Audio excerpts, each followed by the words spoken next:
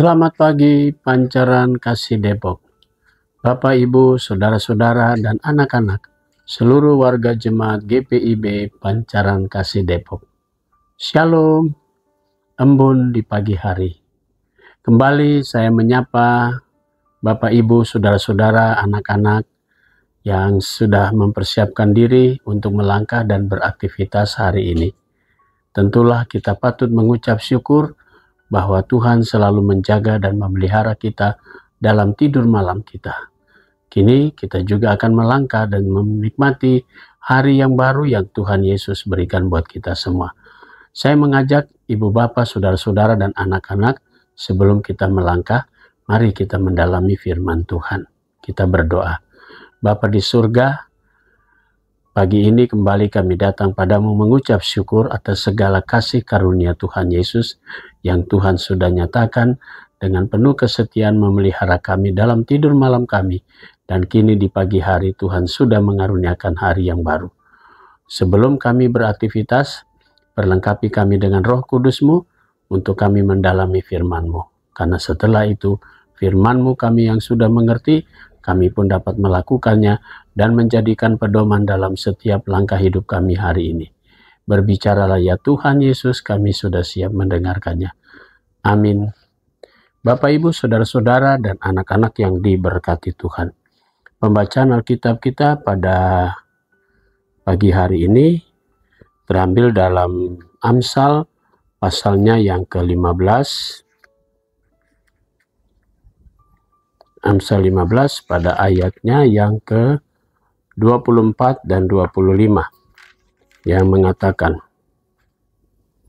jalan kehidupan orang berakal budi menuju ke atas, supaya ia menjauhi dunia orang mati di bawah. Rumah orang congkak dirobohkan Tuhan, tetapi batas tanah seorang janda dipertahankannya. Demikian sabda Tuhan. Judul yang menjadi landasan renungan kita berkata, jalan kehidupan. Bapak, Ibu, Saudara-saudara, dan anak-anak yang diberkati Tuhan. Kembali seorang penulis yang bijaksana memberikan paparan tentang jalan kehidupan. Penulis kitab Amsal ini sudah lebih dulu merasakan bagaimana jalan yang dihadapi di dalam kehidupan ini. Bagaimana dia yang selalu mengandalkan Tuhan dan hidup dengan takut akan Tuhan. Maka dia bisa melihat semua itu. Ada banyak sekali orang yang hanya lebih memfokuskan pada dirinya sendiri. Sehingga tidak heran mereka ingin mencapai segala sesuatu tapi bukan dengan takut akan Tuhan. Mereka selalu melakukan dan menginginkan segala sesuatu yang paling puncak, paling dikagumi, tapi dengan cara yang mungkin saja tidak berkenan di hadapan Tuhan. Karena itu penulis kitab Amsal ini pada ayatnya yang ke-24 tadi menjadi penekanan kita, jalan kehidupan orang yang berakal budi menuju ke atas. Apa maksudnya? Karena orang yang berakal budi, dia tentu melandasi seluruh pekerjaannya, jalan hidupnya dengan tetap mengandalkan Tuhan. Akalnya selalu dilandasi dengan takut akan Tuhan. Maka dia tidak akan menengok ke kiri kanan atau mungkin dia tidak akan terjatuh. Tapi dia akan terus meningkat dalam hidupnya. Karena selalu diamati, karena dia selalu mengandalkan Tuhan. Sehingga akal budinya pun dituntun oleh kuasa Tuhan. Dan itu yang dikatakan oleh penulis Amsal tadi. Dia sendiri sudah merasakan bagaimana ketika jenjang dia sebagai seorang raja. Dia kemudian sampai puncak kejayaannya. Karena dia tadi dengan akal budinya, dengan melandasi hikmat dari Tuhan, dia selalu berjalan. Dan perjalanan hidupnya terus. Bukan lagi pada kehancuran, tetapi pada ketaatannya kepada Tuhan. Maka semuanya itu dia dapati. Nama besar. Dia dapati pengakuan banyak orang yang mengatakan Salomo raja yang sangat bijaksana. Dan namanya termasyhur. Karena tadi dia sudah melandasinya dengan takut akan Tuhan. Ibu bapak, saudara-saudara, dan anak-anak yang diberkati Tuhan. Kita pun diperhadapkan dengan dua pilihan dalam jalan hidup kita. Jalan hidup yang mengandalkan Tuhan dan takut akan Tuhan, maka segala sesuatunya kita akan menuju pada kesuksesan. Tapi kalau kita tidak atau meninggalkan Tuhan, maka kita pun akan hancur di dalam kehidupan ini. Nah, ibu bapak, saudara-saudara, dan anak-anak yang diberkati Tuhan, semua orang punya hak memilih. Tapi penulis Amsal hanya mengatakan dalam bacaan kita, seorang dikatakan begini, jalan kehidupan yang berakal budi, dan seterusnya. Rumah orang congkak dirobohkan Tuhan, tetapi batas tanah seorang janda dipertahankannya. Mari kita coba perhatikan, ada dua hal di sana yang dituntut dari kita semua. Yang pertama, kita paling tidak menggunakan akal budi kita yang diterangi oleh hikmat Tuhan, sehingga kita tidak melakukan hal dengan kecurangan atau hanya memuaskan diri kita sehingga kita tidak jatuh ke bawah. Tapi justru kehidupan kita semakin meningkat dan banyak orang akan memuji nama Tuhan. Yang berikutnya, bagaimana kepedulian Tuhan? Justru orang yang congkak, Tuhan robohkan semua bangunan, semua konsep, semua rencana. Jika semua itu hanya untuk menyombongkan diri, maka Tuhan bisa hancurkan. Tapi ingat, Tuhan selalu memelihara, apalagi Tuhan memelihara para janda. Itu semua dipelihara oleh Tuhan dan selalu dibekali dan dijaga oleh Tuhan. Ibu bapak, saudara-saudara, mari kita juga memperbaiki jalan hidup kita. Jangan kita congkak, jangan kita lebih mementingkan diri. Mari kita pakai akal budi kita yang sehat. Mari kita memakai hati yang di dalamnya hikmat Tuhan akan diam dan kita bisa melakukan yang baik. Maka jalan hidup kita akan terus meningkat, segala sukses dan sebagainya. Kenapa? Karena kita mau hidup dengan takut akan Tuhan. Sehingga pada saat kita sampai pada tingkat kesuksesan kita, kita akan mengatakan, kalau bukan Tuhan, maka kita semua tidak akan mencapai begitu. Saudaraku, selamat bekerja. Pakailah akal budi kita yang sehat dan teruslah kita minta hikmat Tuhan. Supaya kesuksesan yang ketika kita raih, ingat semua itu pasti berasal dari Tuhan. Lalu kita mengucap syukur kepada Dia. Amin. Mari kita satu di dalam doa. Bapa di surga, puji dan syukur kami naikkan kepadamu.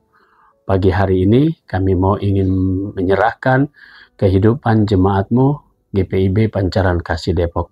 Kami mau berdoa untuk majelis jemaat, diaken, penatua dan pendeta, berkati pelayanan kami bersama, berkati juga keluarga dan juga karya dan kerja kami.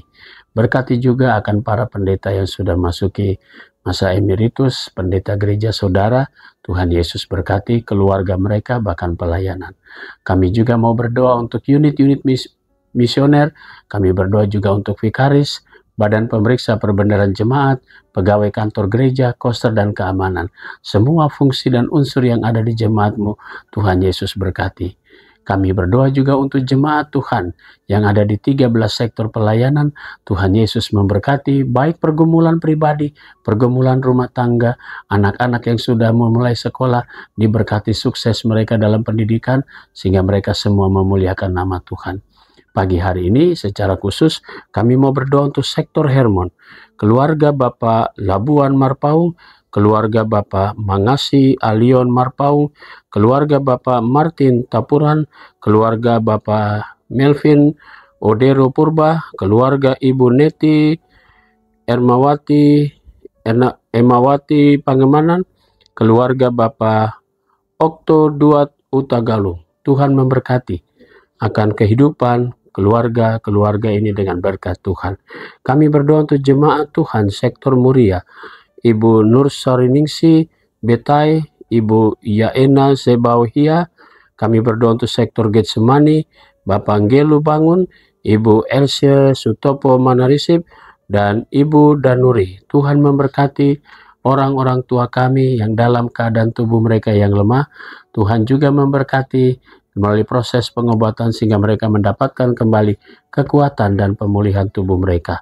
Kami juga mau berdoa ya Bapa di surga untuk jemaat Tuhan yang merayakan ulang tahun perkawinan, keluarga Bapak Roy Ren Rambing, keluarga Bapak Wenang Dipo Wibowo, keluarga Bapak Parasian Nasution. Kami menyerahkan sukacita keluarga-keluarga ini atas pertambahan usia mereka, pertambahan usia perkawinan mereka. Kami juga mau berdoa ya Bapa di surga untuk jemaat Tuhan yang merayakan ulang tahun kelahiran. Kami mau berdoa untuk Ibu Ratna Frida Sitompul, Saudara Yosua Immanuel Pisarahu. Kami berdoa untuk Saudari Yuri Samsika Sianti. Kami berdoa untuk Saudari Sanderina Yuliana Sumolang. Kami berdoa untuk anak Flower Renzi Rambing. Kami berdoa untuk Bapak Gio Adi Sofian. Dan kami mau berdoa untuk Bapak Richard Francois Patileu. Tuhan memberkati sukacita jemaat-Mu atas pertambahan usia mereka. Diberkatilah setiap pribadi dengan berkat Tuhan. Kami juga berdoa untuk jemaat Tuhan yang sudah lanjut usia, janda duda dan anak-anak yatim piatu. Kami mau berdoa juga untuk Yayasan Pendidikan Kristen. Diberkatilah baik para guru, murid, juga pengurus. Tuhan berkati semuanya. Kami berdoa juga rencana pelembagaan sektor Yerusalem, tahapan demi tahapan akan kami lalui. Biarlah semua itu juga berkenan di hadapan Tuhan, dan Tuhan turut campur tangan untuk terwujudnya pelembagaan ini seturut dengan rancangan dan kehendak-Mu. Kami serahkan seluruh kehidupan jemaat Pancaran Kasih Depok ke dalam tangan Tuhan. Ampunkan dosa kami, di dalam nama Tuhan Yesus kami sudah berdoa dan mengucap syukur. Amin. Selamat pagi, selamat berkarya, Tuhan memberkati saudara.